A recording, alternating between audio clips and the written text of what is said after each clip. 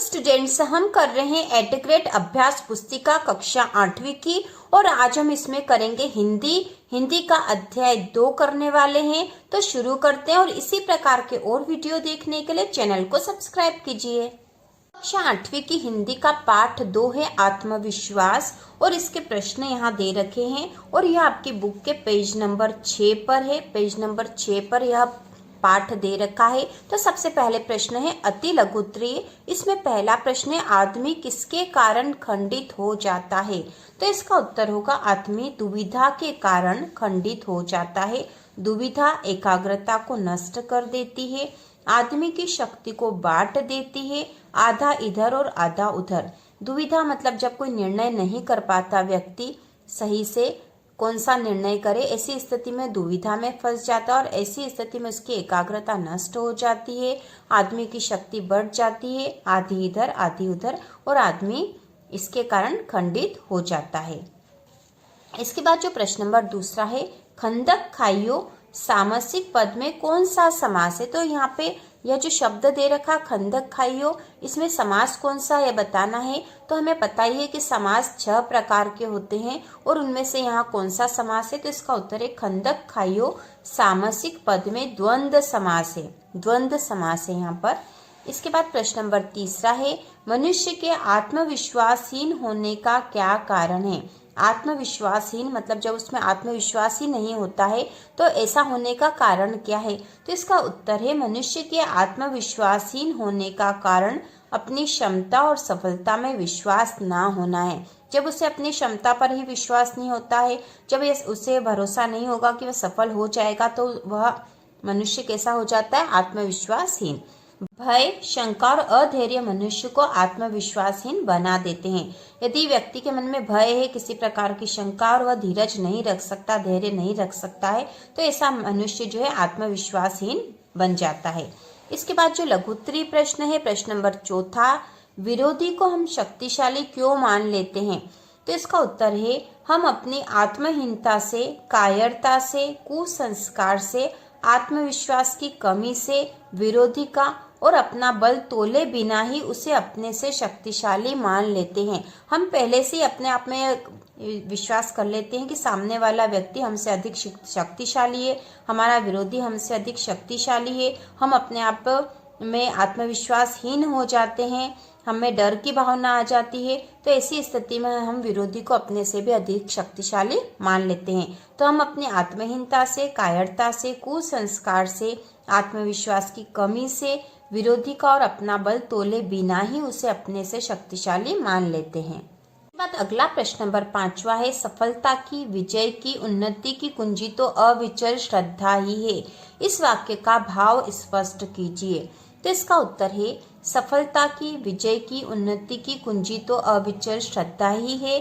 अर्थात यदि हमारा मन शंका, निराशा से भरा है तो हमारे कामों का परिचय भी निराशाजनक होगा। सफलता में विश्वास होने पर ही हमें सफलता मिलती है। यदि हमें अपने आप पर भरोसा है कि हम सफल होंगे और हम निराश नहीं होंगे ऐसी स्थिति में, तो ही हमें सफलता मिलती है।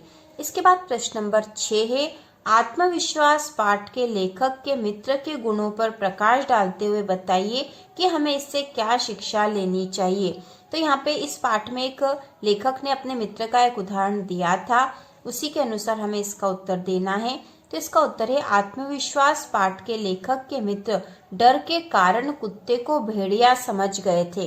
उनके मित्र जो थे डर के कारण कुत्ते को ही भेड़िया समझ गए थे और डर के वहां से भाग गए थे अपनी पत्नी को सोता हुआ छोड़कर ही।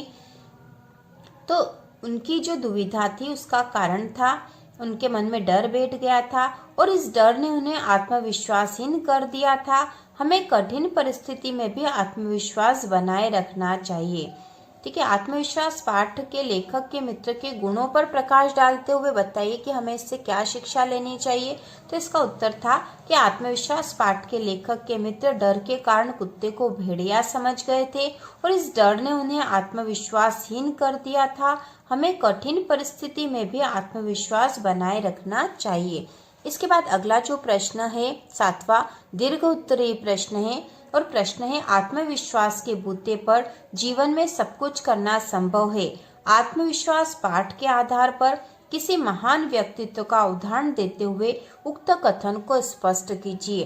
तो इसका उत्तर है नेताजी सुभाष चंद्र बोस जब ICS की प्रतियोगिता में बैठे तो अंग्रेज परीक्षक ने पूरी तेजी से घूमते हुए बिजली के पंखे की ओर इशारा कर उनसे पूछा, क्या इसकी पंखुड़ियां गिनी जा सकती है? सुभाष बाबू ने झट से पंखा बंद कर दिया और बोले, जी हाँ, सुगमता के साथ। इस प्रकार आत्मविश्वास के बूते पर जीवन में सब कुछ करना संभव है।